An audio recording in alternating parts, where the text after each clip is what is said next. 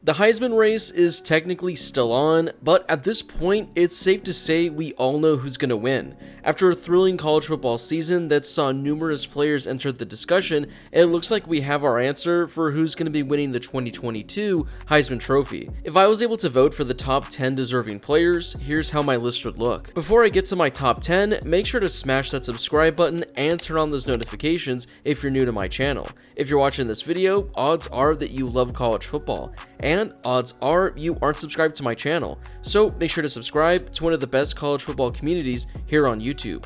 Also, don't forget to drop a like on this video as well. It helps out with that YouTube algorithm and helps share the video with more college football fans. Plus, it only takes a second to do. We'll kick things off with UCLA quarterback Dorian Thompson-Robinson, who had by far the best season of his collegiate career. For the Bruins, he completed 70% of his passes while throwing for 2,900 yards with 25 passing touchdowns. He also added over 600 yards on the ground with 11 rushing scores. Overall for the season, DTR's 37 touchdowns responsible for were the third most in the Pac-12 and the sixth most in the entire country. He had a number of incredible performances, but a few of his top games came earlier in the season against Washington and Utah. Against the Huskies, he threw for over 300 yards with 3 passing touchdowns while rushing for 50 yards with a rushing score. Then, a week later against Utah, he threw for 300 yards with 4 passing touchdowns while rushing in a score as well.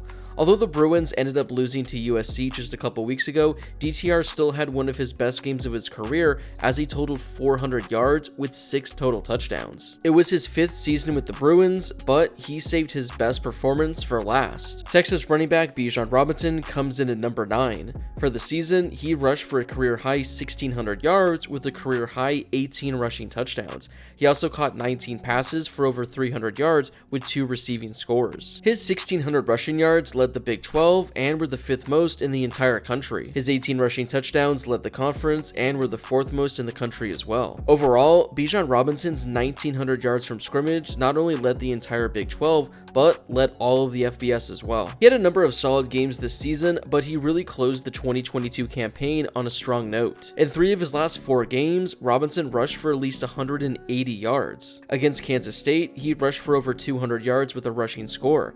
Then, on the road at Kansas, he rushed for 250 yards with 4 rushing touchdowns.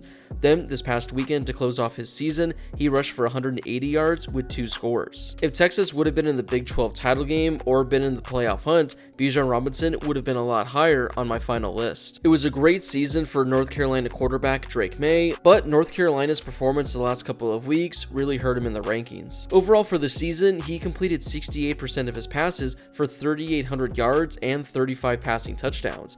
For good measure, he also rushed for over 600 yards with 6 rushing scores. Overall for the season, Drake May's 4,500 yards were the most in the entire country. His 41 touchdowns responsible for led the ACC and were the 5th most in all of college football. Through his first 10 games, May was honestly making a case to finish within the top 5 of voting. But like I mentioned, his performance the last 2 weeks, along with North Carolina dropping back-to-back games, are probably going to hurt him in the voting. Still, Drake May finishes the season as one of the top quarterbacks in the entire country. Had he not gotten hurt, Hendon Hooker likely would have finished a little higher in my list. Still, he was fantastic for Tennessee this season.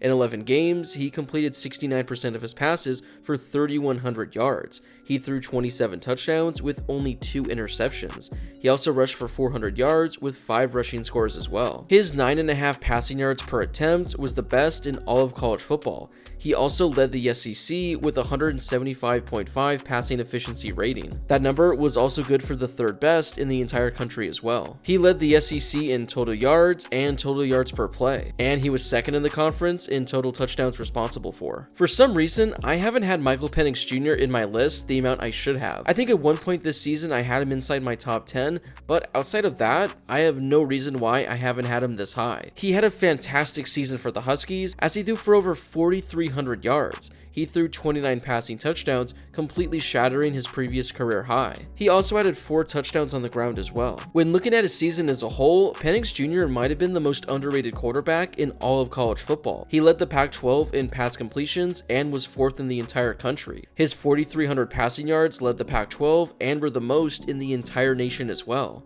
Not only did Michael Penix Jr. put up some fantastic numbers, Washington also finishes the season as a top 10 team. He threw for 300 yards in all but one game and had a passing touchdown in all but one game as well. Penix Jr. had 9 games with at least 2 passing touchdowns and had 4 games with 4 passing touchdowns. Bo Nix saved the best season of his career for Oregon as he was fantastic for the Ducks this year. He completed 71% of his passes for 3,400 yards with 27 passing touchdowns. He also rushed for over 500 yards with 14 rushing scores. Bo Nix averaged 8.4 total yards per play, leading the Pac-12 and the second best mark in the entire country. His 42 touchdowns responsible for were the second most in the conference and the third most in the entire nation. If you guys remember, I actually had Bo Nix as my #1 pick just a few weeks ago, but losing 2 of his final 3 games of the season definitely hurt his chances. Still, when looking at his game log and his performances from the entire season, Bo Nix was one of the top quarterbacks in all of college football. Words that I honestly thought I would never say. Although Michigan won this past weekend against Ohio State, I have Blake Corum dropping a spot just because he didn't really make an impact on the game. He had only 2 carries for the game, but his season as a whole is arguably the best among all running backs in the entire country. For the season, Corum averaged 6 yards per carry while rushing for 1,500 yards. He also rushed in 18 touchdowns as well. His 19 total touchdowns on the season were the most in the Big Ten and the third most in the entire nation. He was third in the Big Ten in rushing yards and 8th in the entire country. Like I mentioned, had he played against Ohio State this weekend and really put up some solid numbers, like the numbers Donovan Edwards put up, Blake Corum would probably be number 2 or number 3 on this list. At number 3 though is TCU quarterback Max Duggan. The Horned Frogs finished the regular season undefeated and number 3 in the college football playoff rankings, and that's largely due to the play of Duggan. He threw for over 3,000 yards with 29 passing touchdowns and only 3 interceptions. He also rushed for 300 yards with 5 rushing scores as well. His passing efficiency rating of 171 led the entire conference and was the 4th best in the entire country. Duggan also led the Big 12 in touchdowns responsible for, total yards per play, and total yards. There were a few quarterbacks on this list that had better numbers than he did this season, but like I mentioned, the fact that Duggan has TCU undefeated and in the playoff discussion gives him a few extra bonus points when it comes to my rankings. At number 2 is Ohio State quarterback CJ Stroud, who still finishes with a solid campaign, but it wasn't as good as the one he had in 2021. He threw for 3,300 yards while completing 66% of his passes. He threw 37 passing touchdowns with only 6 interceptions. His passing efficiency rating of 176.2 was actually the best in the entire country. Stroud led the Big Ten in total yards and total yards per play. He was also number 1 in touchdowns responsible for as well. It was a solid season for him overall, but his performance over the last month really hurt his chances. Again, a solid season overall for Stroud, but I have my number 1 going to someone else. And that someone is USC quarterback Caleb Williams. It's not just me who has Caleb Williams as the winner, it's also the betting odds. As of right now, Caleb Williams is a minus 3,000 to win the Heisman Trophy. So, safe to say, he's got this award locked up. In 12 games this season, Williams threw for 3,700 yards with 34 passing touchdowns and only 3 interceptions. He also rushed for 350 yards with 10 rushing touchdowns. His 44 touchdowns responsible for were the most in the Pac-12 and the second most in the entire country. He was also 5th in the nation with over 4,000 total yards. His numbers were incredible this season for USC, but what he did over the past month was truly remarkable. He had back-to-back games in which he threw for 400 yards with 5 passing touchdowns. Then against Cal, he totaled over 400 yards with 5 touchdowns. Against Colorado, he had another 5-touchdown performance. Against UCLA, he totaled over 500 yards with 3 touchdowns. Then this past weekend against Notre Dame, he totaled nearly 300 yards with 4 total touchdowns. Caleb Williams played great all season, but down the final stretch when it mattered most for the Trojans, Caleb Williams emerged as the best quarterback in all of college football. And with how he performed over the last month, and considering USC is on the verge of reaching the college football playoff, Caleb Williams has the Heisman Trophy completely locked up. Well, there are my 10 players I have in my Heisman list following the conclusion of the regular season. Was there a player ranked too high or ranked too low? Or was there a player that I didn't mention that should have cracked this list? Whoever you think it is, let me know in the comment section down below. Before you leave, don't forget to smash that subscribe button and turn on those notifications if you're new to my channel. If you love college football, this is definitely the place for you.